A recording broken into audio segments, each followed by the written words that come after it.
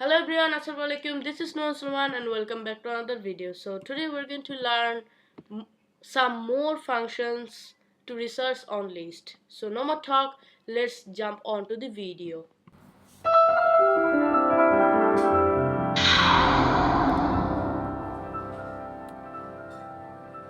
ওকে, তো আমরা এসে বলেছি আমাদের হচ্ছে ট্রিঙ্কেটে। তো এখানে আপনি দেখতে পাচ্ছেন এখানে আমি শুরুতেই হচ্ছে একটি লিস্ট তৈরি করে নিয়েছি।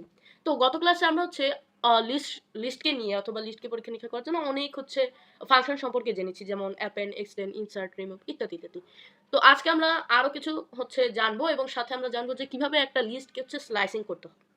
তো শুরু করা যাক। এখন হচ্ছে আমরা কাউন্ট সম্পর্কে জানবো। কাউন্ট ফাংশন এর মাধ্যমে আপনি জানতে পারবেন যে এই যে লিস্ট আছে এই লিস্টের মধ্যে 12 কয়বার আছে, 23 কয়বার আছে, 45 কয়বার আছে, 4 কয়বার আছে। ওকে, নাম কাউন্ট এবং এখানে আমি লিখবো হচ্ছে নাম এবং এখানে লিখবো হচ্ছে কাউন্ট এবং এখানে আমি হচ্ছে ধরুন 23 কয়বার আছে সেটা জানার জন্য 23 লিখলাম এবং এখানে আমি লিখলাম প্রিন্ট করলাম আমি নাম কাউন্ট। ওকে, নাম কাউন্ট যে ভেরিয়েবলটা আছে, তো আমি এটাকে এখানে লিখি স্টার্ট। ওকে, তো এখানে দেখুন 23 দুইবার আছে, এই যে এই একবার এবং এইখানে এই একবার, অর্থাৎ এই কাউন্ট ফাংশনের মাধ্যমে আপনি কাউন্ট করতে পারবেন যে কতগুলো হচ্ছে আছে। এখন আরেকটা ফাংশন সম্পর্কে জানবো, সেটা হচ্ছে সর্ট। সর্ট মিনস হচ্ছে আপনার এখানে ছোট থেকে বড় অথবা হচ্ছে সংখ্যার যে সাইজ অনুযায়ী, অর্থাৎ 12 যেমন ছোট, 12 থেকে বড় হচ্ছে 19, সেই অনুযায়ী হচ্ছে সর্ট করে দেবে, অর্থাৎ সাজিয়ে দিবে। তো আমি যদি এখানে সর্ট ফাংশনটা লিখি, দেখুন। ওকে, তো সর্ট ফাংশনটা যদি আমরা লিখি তাহলে এখানে হচ্ছে আমাদের এই ভেরিয়েবল লাগবে না, ভেরিয়েবলটাকে আমরা সরিয়ে দিই। নাও এখন আমরা এটাকে স্টার্ট করি। দেখুন এখানে কিন্তু একদম সুন্দর করে ছোট থেকে বড় সংখ্যাগুলোকে সাজিয়ে দিয়েছে। প্রথমে 4, তারপর 12, তারপরে যেহেতু দুটা 12 আছে তারপরে 19, তো এইভাবে হচ্ছে সাজিয়ে দিয়েছে। ওকে, তো এখন হচ্ছে আমরা আরেকটা ফাংশন সম্পর্কে জানবো, যে ফাংশনটার নাম হচ্ছে রিভার্স। এই রিভার্সের মাধ্যমে আপনি এই যে লিস্টটা আছে এই লিস্টটাকে হচ্ছে উল্টো করে দিতে পারেন বা ঘুরিয়ে দিতে পারেন। যেমন তার শেষে ছিল 4 কিন্তু শুরুতে আসছে কি 4, তো বুঝতেই পারছেন এটার মাধ্যমে কি হলো, রিভার্সের মাধ্যমে লিস্টটা রিভার্স হয়ে গেল পুরোটা। ওকে, এটা তেমন একটা কাজে লাগে না। এরপরে আমরা হচ্ছে আরেকটা ফাংশন সম্পর্কে জানবো, যেটা হতে পারে খুবই গুরুত্বপূর্ণ, সেটা হচ্ছে ম্যাক্স ফাংশন। এই ম্যাক্সের মাধ্যমে আপনি জানতে পারবেন যে আপনার লিস্টে সবচেয়ে বড় সংখ্যা কোনটা। তো আমি এটাকে স্টার্ট করি। দেখুন সবচেয়ে বড় সংখ্যা হচ্ছে 55। এখন যদি আমি 104 দিয়ে দিই, দেখবেন 104 প্রিন্ট হবে। তো আমি 104 লিখলাম এবং দেখুন এই যে 104 প্রিন্ট হয়ে গিয়েছে। তো এখন আপনি দেখতে চান যে এটার মিনিমাম সংখ্যা কত। ওকে, তো আমি এটাকে স্টার্ট করি। মিনিমাম হচ্ছে 4, তো ধরুন আমি এখানে লিখলাম কমা -1। ওকে, এখন আমি এটাকে স্টার্ট করি। দেখুন প্রিন্ট হয়েছে কি -1, -1 সবচেয়ে ছোট। ওকে, নাও এখন যদি আমি এটাকে হচ্ছে এখন আমি হচ্ছে চাই যে এই যে পুরো লিস্ট আছে এই লিস্টের মধ্যে যতগুলো সংখ্যা আছে এই সবগুলো সংখ্যার যোগফলটা বের করতে, তো আমি সাম এই জিনিসটা হচ্ছে ব্যবহার করব। তো আমি এই সাম ফাংশনটাকে ব্যবহার করে এই সবগুলোর হচ্ছে যোগফল বের করে দিলাম। তো এই ছিল কয়েকটা আমাদের ফাংশন যার মাধ্যমে আমরা হচ্ছে আমাদের যে লিস্ট আছে এই লিস্টের মাধ্যমে লিস্টের সাথে আমরা একটু পরীক্ষা নিরীক্ষা করতে পারি। এখন আমরা আসছি হচ্ছে স্লাইসিং এর ব্যাপারে, অর্থাৎ কিভাবে আমরা স্লাইস করব।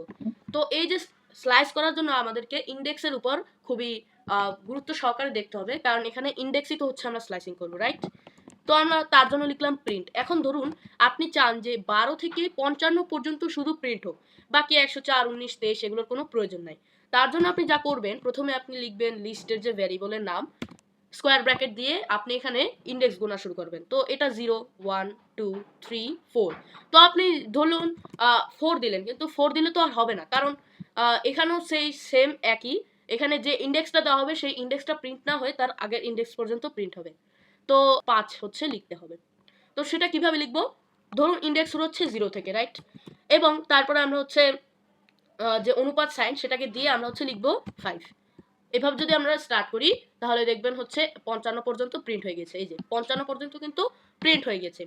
তো আমরা চাইলে ফর লুপের ইউজ করে এটাকে সুন্দর করে প্রিন্ট করতে পারি। ওকে, সো এখন আরেকটা জিনিস, সেটা হচ্ছে যদি আপনি হচ্ছে এই যে শুরু থেকে যদি প্রিন্ট করেন তাহলে আপনার এই 0 দেওয়ার কোনো প্রয়োজন নেই। আপনি যদি শুধু অনুপাত 5 দেন তাহলেই বোঝা যাবে যে আপনি আসলে কি চাচ্ছেন।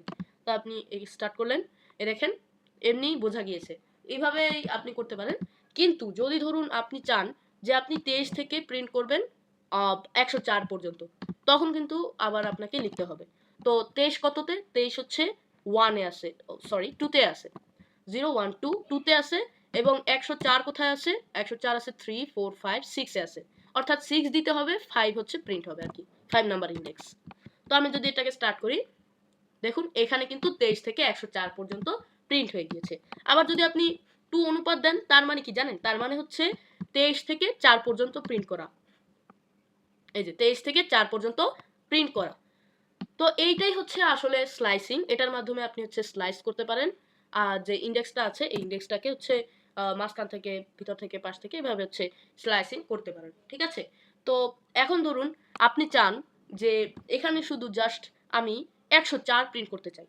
তাহলে আপনি শুধু 104 এর যে ইন্ডেক্সটা সেটাই শুধু দিবেন। তাহলে কত 104 এর ইন্ডেক্স? 1 0 ও 104 ইন্ডেক্স আই থিংক হচ্ছে 5, রাইট? তাহলে 6 দিলে সরি 5 দিলে হয়ে যাবে আই থিংক। স্টার্ট করি। ইয়েস 5 ছিল। তো 104 প্রিন্ট হয়ে গেল। তো আমরা শিখলাম কিভাবে স্লাইসিংও করব এবং কিভাবে শুধু একটা ভ্যালুকেই হচ্ছে আমরা প্রিন্ট করতে পারি। ওকে? আর আরেকটা হচ্ছে উপায় আছে, বা আরেকটা হচ্ছে স্লাইসিং আছে, যেটাকে বলা হয় অনুপাত অনুপাত -1। এর মাধ্যমে আসলে কি হয়? একটু আগে যে আমরা দেখলাম না রিভার্স ফাংশন, ওইটাই হচ্ছে এইটা। অর্থাৎ এটার মাধ্যমে আপনি রিভার্স করতে পারবেন, ওইটার মাধ্যমে হচ্ছে আপনি রিভার্স করতে পারবেন। তো এই যে এটা দেওয়ার মানে কি? যদি রিভার্স ফাংশনটাই থাকে, এটা দেওয়ার মানে হলো যে স্ট্রিং যে আছে, এটা তো লিস্ট, রাইট? লিস্টও কিন্তু এক ধরনের ডেটা টাইপ। তো লিস্ট যেটা আছে, এই সরি স্ট্রিং যেটা আছে, স্ট্রিং এ কিন্তু হচ্ছে রিভার্স ফাংশনটা কাজ করে না। তো তার জন্য এইটা ইউজ করতে হয়, যে অনুপাত অনুপাত বা ইস টু -1। ওকে?